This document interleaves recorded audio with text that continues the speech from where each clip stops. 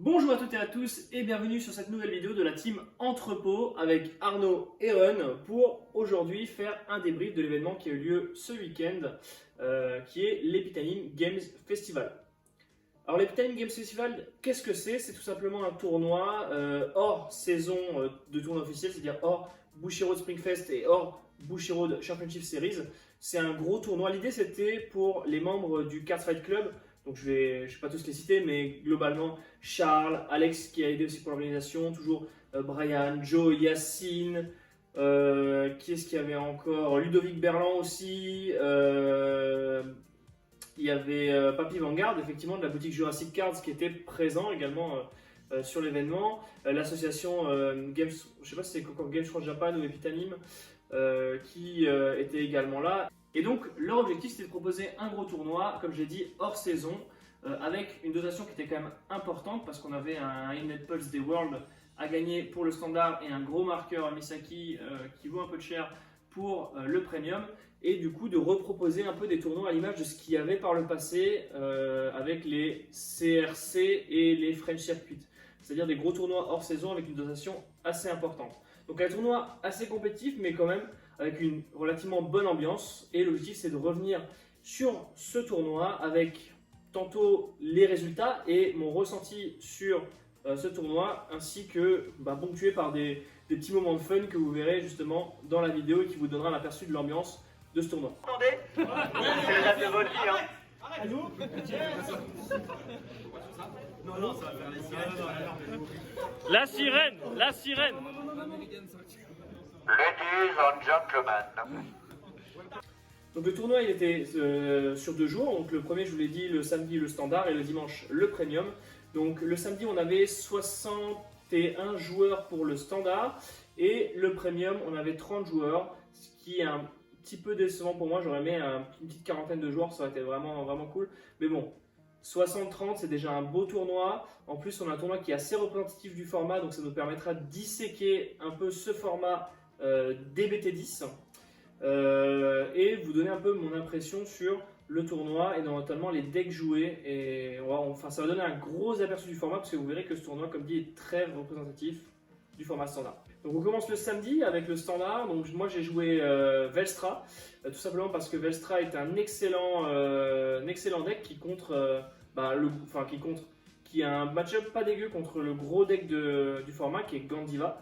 Vous verrez que Gandiva est le deck le plus représenté du tournoi. Vous avez le pie charts qui s'affiche à côté de moi, donc avec 11 decks joués sur 60, donc c'est quasiment 20% quasiment un peu moins de 20% du tournoi.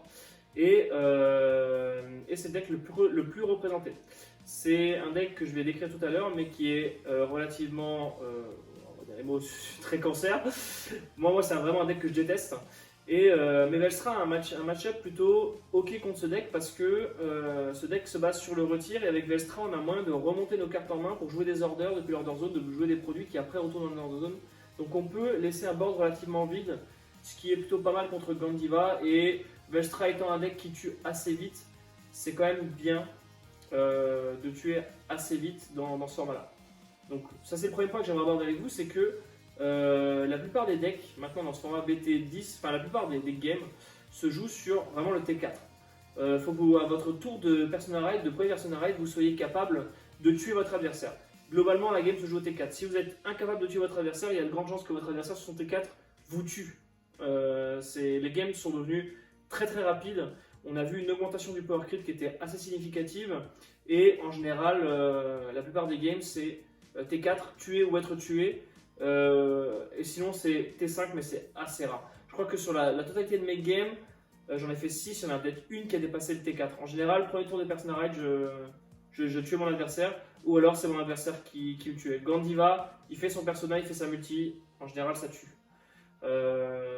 Donc voilà, c'est grosso modo ce vers quoi s'orientent les decks post-BT10, c'est-à-dire des decks de plus en plus puissants, de plus en plus rapides et de plus en plus forts, avec un early souvent assez faible. Ce que j'ai remarqué, c'est que la plupart du temps maintenant, on ne peut plus garder les attaques avec une carte, même au T3. Donc le seul moment où vous pouvez garder les attaques avec une carte, ça va être T1, T2.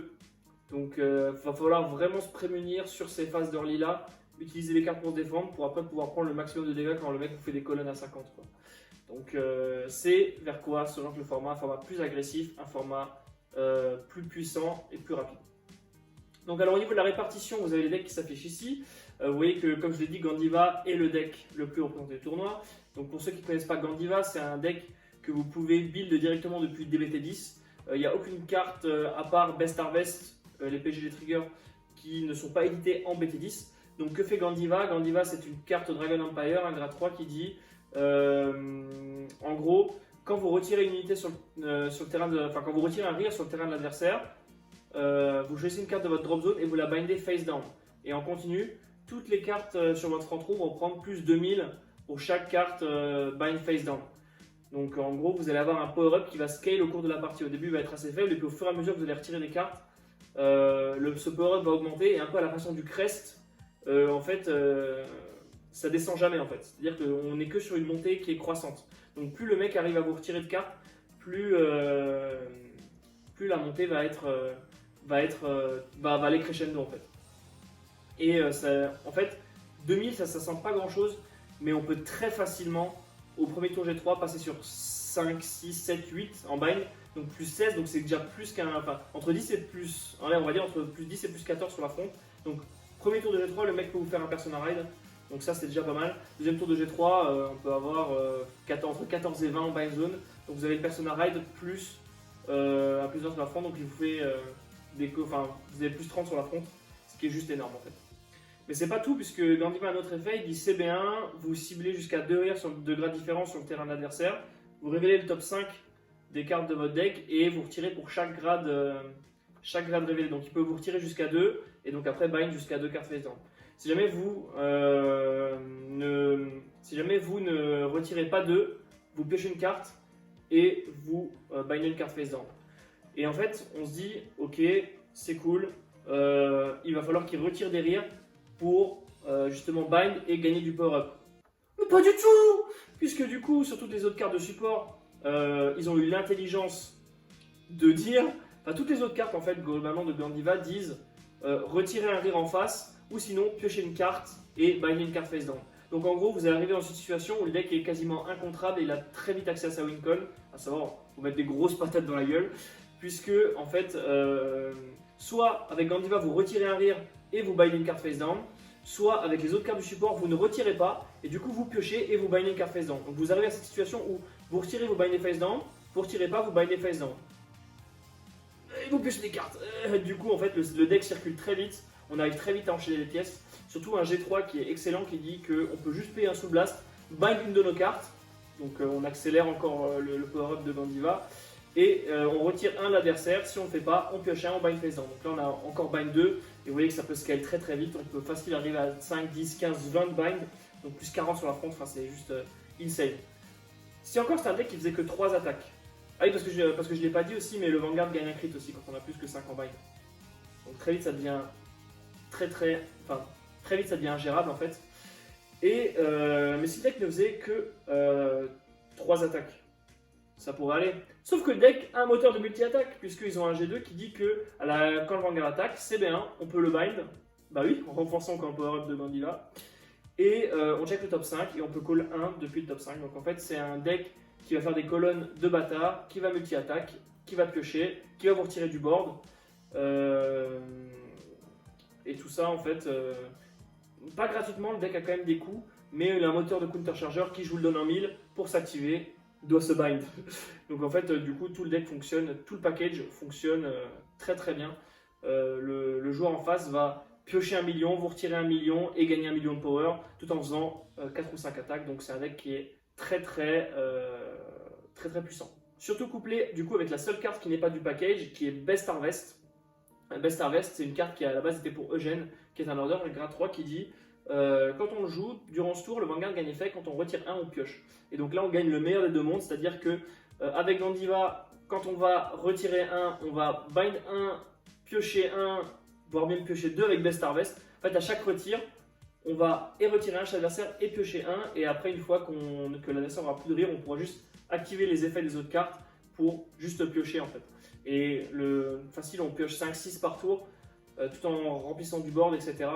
et ça devient vite ingérable. Donc voilà, Gandiva deck à problème. Ensuite on a 5 Zorga. Zorga c'est aussi un très bon deck, surtout avec la version masque, qui pareil peut très vite dégénérer, mais surtout en fait le problème de Zorga c'est c'est un deck qui est assez dur à jouer au final, et qui est assez facteur de vos dragons en fait. Les dragons qui, lorsque vous allez à Kemaji, vont se reborn de la drop zone et vont gagner 10 000 et un crit. Et donc en fait, comme Zorga donne 10 000 à la front quand vous allez Kemaji, que vous avez un order qui redonne 5 000, et en plus que le masque vous dit si vous êtes deuxième, vous pouvez Persona Raid, vous avez des dragons qui montent très très très haut, des colonnes à 40-50, crit 2. Si vous en avez deux, les deux se recollent gratuitement, donc vous n'avez pas besoin de commit de votre main pour générer les attaquants. Et vous avez donc 3 colonnes dont plusieurs sont à crit 2. Vous avez généré du CA parce que vous avez des orders qui vous permettent, vous économisez de la main en ne collant pas sur le terrain. Et donc Zorga c'est un très bon deck, surtout avec Shadow Cloak aussi qui vous permet, vous pouvez reborn des cartes. Et Shadow Cloak dit quand vous êtes Kemaji, vous pouvez Soul Blast 1 pour les prendre en main. Donc c'est un deck qui peut aussi être assez tempo, dans le sens où vous pouvez reborn des shields et des PG que vous remettez dans votre main. Pour tenir justement les assauts des plus gros decks, donc c'est vraiment pas mal. 4 Jets, toujours présent dans le tournoi, mais aucun en top. Jet pour moi c'est un très bon deck, mais qui souffre un peu de son manque d'early du fait des GB1, comme un peu tous les stride decks. Mais voilà, c'est un deck qui était un des plus présents du tournoi, mais qui a une faible conversion, puisque il n'y en a aucun dans le top 8. Donc voilà, Jet souffre un peu en early face aux autres decks, surtout s'il ne commence pas et que l'adversaire peut rester un tour grade 2 pour justement profiter de son early. On a aussi des Minerva qui reste un très bon deck, qui pareil n'a pas converti en top 8. Et je crois qu'il y avait 8 Eva. Eva, super support avec la DBT 10. On obtient la cycle card qui nous permet de piocher encore plus lorsqu'on a des fausses depuis le raid deck, et lorsque on a Persona Raid, on peut CB1 aller chercher un order dans le deck, et le prochain order qu'on joue va être gratuit. Donc soit on va jouer le Blue Research Lab, mais c'est pas très intéressant parce qu'il est gratuit de base, soit on va jouer, je sais plus comment il s'appelle cette carte là, le grade 2 qui nous permet justement de piocher une carte, on joue pour un CB, on pioche une carte, et les grades 2 on le boost. Donc on coule notre cycle card en back row, c'est un grade 2 à 10, on va chercher cet order là qu'on joue gratuitos, on pioche une autre carte. On va avoir un boost à 10 avec la cycle card pour l'obscure heal, et après on va jouer une Blue Research Lab pour aller chercher dans le top 5 un obscure G1, G2 ou G3 qui va soit gagner un crit, soit taper toute la front, et va profiter d'un boost à 10 grâce à ce nouvel order qui est joué x1 ou x2. Donc Eva qui gagne encore du très bon support via les cartes génériques de la DBT 10. Donc c'était l'un des meilleurs decks, ça reste toujours l'un des meilleurs decks. On a joué à un jeu marrant où on devait acheter une carte random de la vitrine en fonction du numéro. J'ai acheté ça. Est-ce que tu joues la nation? Non. Et Romain il a acheté ça. J'ai déjà en 4 fois dans ma saison. Vas-y Nico, joue au jeu. Joue à notre jeu. Les gars, j'ai un déménagement à payer. C'est bon, regarde. Généré. 146. Oh putain. Attends, moi j'étais à 100, j'étais 98. Par contre, si je tombe sur ça là, 98 et j'étais là. 98, 99, 100, 101, 102, 103, 104, 105, 106, 107, 108, 109, 110, 111, 112, 113, 114, 115, 116, 117, 118, 119, 120, 121, 122, 123, 124, 125, 126, 127, 128, 129, 130, 131, 132, 133, 134, 141, 142, 143, 144, 145, 146. Ah non, j'en peux pas. Mais mec, j'en ai 4 dans ma saison. Allez, faut acheter le Maelstrom là. C'est bon. En plus, mec, il est trop bien. Dans ton deck, ça passe. Donc personnellement j'ai fait 4-2 avec Velstra, la première partie je la perds parce que je touche pas le vaisseau G2 qui permet de faire le CA contre Zorga. Mehdi qui est un très bon joueur et qui est ma bête noire en tournoi. Apparemment j'ai perdu 3 fois contre lui là récemment, entre Rouen hier et aujourd'hui. Ensuite j'ai joué contre Gandiva, je l'ai gagné justement parce que c'était assez close, mais comme il a rien fait sur son T3 parce que c'est un joueur assez timide au niveau de sa main et du coup il a rien fait sur son T3, du coup j'ai pu enchaîner du coup les châteaux, baisser le pouvoir de l'adversaire etc. et mettre pas mal d'aggro. Ensuite, on arrive à la manche 3, je joue contre Eva. Ça, c'était une game assez serrée. Mais pareil, le match-up Velstra-Eva est pas mal.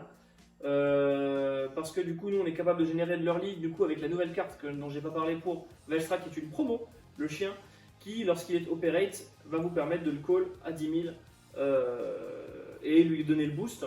Donc en fait, c'est pas mal parce que du coup, ça permet de générer de l'early. En fait, ça va être un boost à 10 ou un tapeur à 10 assez gratuitement, puisque le G2 de Velstra peut soul blast 1 pour operate.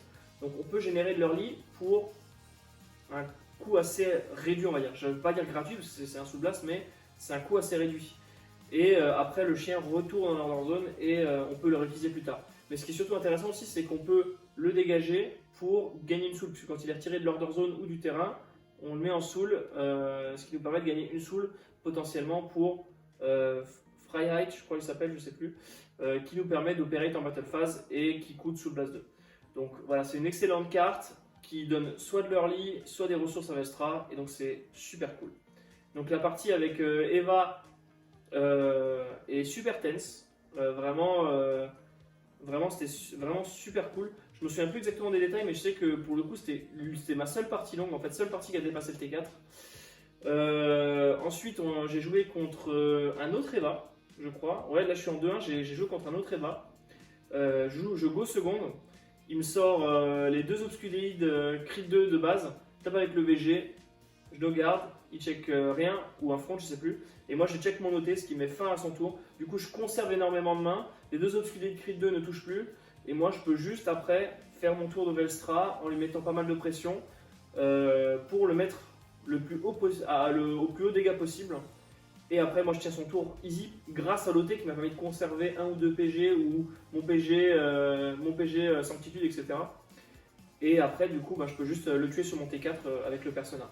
Donc en vrai l'OT là vraiment m'a sauvé, m'a permis de tempo un tour qui m'aurait forcé à soit passer à 4, soit utiliser au moins un PG, ce qui aurait été vraiment problématique pour le late game. Ensuite on arrive à la manche 5. Et la manche 5, je joue contre... je ne sais plus. Ah, je joue contre Magnolia. Donc là, je suis en 3... Non, je suis en 4-1. Je joue contre Magnolia, un nouveau joueur. C'est cool, c'est son premier tournoi. Et ça, c'est ce qui est vraiment cool aussi avec ce tournoi-là, et notamment avec la communauté parisienne, ou la communauté Vanguard française en général, on va faire une globalité. C'est que même s'il y avait un Inlet Pulse des Worlds à gagner, qui est une carte quand même relativement chère, je crois qu'elle est cotée à 400 ou 500 balles, il n'y avait pas vraiment de rule shark ou de mauvaises attitudes. Même si c'est un tournoi avec un cash prize, on va dire, l'ambiance était quand même assez relax et on a pu vraiment globalement s'amuser. Et c'était le premier tournoi pour mon adversaire qui s'appelle Aurélien. Et on a fait des games qui étaient vraiment cool. Ça lui a permis de voir vraiment l'ambiance. Et pour un premier tournoi, je pense on a discuté un peu, il a vraiment beaucoup kiffé. Donc ça, c'était vraiment très sympa. D'ailleurs, je vous mets des images de l'ambiance un peu du tournoi pour vous montrer vraiment que cette communauté française est là pour s'amuser avant tout et pour se retrouver. Et c'est ça qui est vraiment kiffant avec les gros tournois VG. C'est qu'il y a vraiment une super ambiance. Yeah, thank you.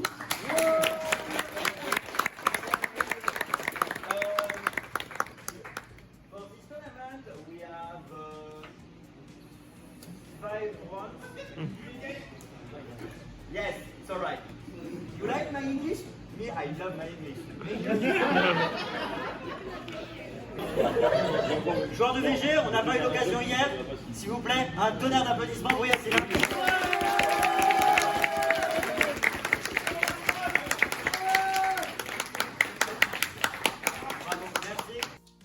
Et enfin, round 6, je tombe contre Gandiva, donc c'est la ronde qui devait... Enfin, c'est la ronde sur laquelle tous décident, puisque si je gagne, je vais en top, si je perds, je sors du top. Et du coup, en fait, j'étais vraiment bien parti. Je le rush grâce à l'early de Velstra, je le passe à 3 dégâts. Et donc là, je me mets vraiment bien. Si je peux faire mon tour de château au T3 et je peux le finir sur mon Persona Ride au T4, puisque le G2 de Vestra va chercher le Persona Ride dans le deck. Et moi je suis à 1 dégât, il est à 3. J'ai développé de l'early, Gandiva ne fait rien avant son T3. Donc ça c'est vraiment pas mal. Là il fait un move qui est standard dans Gandiva et qui a cette intelligence et qui tape mon rire. Et en fait là j'ai fait une erreur, c'est que j'ai Colin Bolbamine sur ma droite, j'avais ma colonne du centre. et j'avais le chien plus Bulbamine sur ma colonne de gauche. Donc en fait, je tape avec mon Bulbamine, je tape avec mon VG, je tape avec ma colonne. Bulbamine en soul, counter shot, donc j'ai un CB open. Le chien s'en va. Et du coup, après, ben, lui il tape mon rear. Et là, j'ai l'option de mettre un casque à shield pour faire un pass. Ou alors le laisser mourir. Et là, dans ma tête, je me dis, oui, mais c'est Gandiva, il vaut mieux garder du shield. Je reste à 1 dégât, ça va et tout. Il vaut mieux garder du shield. Et du coup, je laisse mourir. Et en fait, je réalise après qu'en fait, il me faut 2 CB pour jouer mon tour. Et que si j'avais gardé mon Bulbamine, j'aurais pu faire mon tour où je l'aurais peut-être pas tué, mais je l'aurais au moins mis à 5 dégâts, peu de mains. Et ça, c'était vraiment super intéressant. Malheureusement, j'ai pas défendu, j'ai pas tenté ce impasse qui m'aurait permis de garder la game. J'ai laissé mourir et après, je me suis retrouvé vraiment dans une situation vraiment problématique. J'avais besoin de 2 CB, je prends mon premier dégât, c'est un trigger def. Du coup, ça bloque toutes ces autres attaques du tour. Et je suis là, genre. Et donc, en fait, cette petite erreur que j'ai fait a snowball et au final m'a fait perdre la game, sur le long terme. Donc, au final, ça me coûte ma place en top 8, mais c'est pas grave. J'ai quand même passé un super event, un super samedi. Ils ont fait une tombola pour faire gagner pas mal de lots sympas, une box d'Italie, des sleeves, une deckbox d'Illator, un tapis de jeu. Et là, il y avait un truc qui était vraiment cool, c'est que Charles et Romain, ils avaient des chemises Magikarp. Et c'était toute la journée avec leur chemise Magikarp. Et à la fin, ils les ont fait gagner à la tombola. Donc Charles, il a fini à moitié à poil. Enfin, c'était hilarant. C'est vraiment une ambiance super bonne enfant. Super cool. Et vraiment, les tournois de Vanguard comme ça, j'en veux encore plus.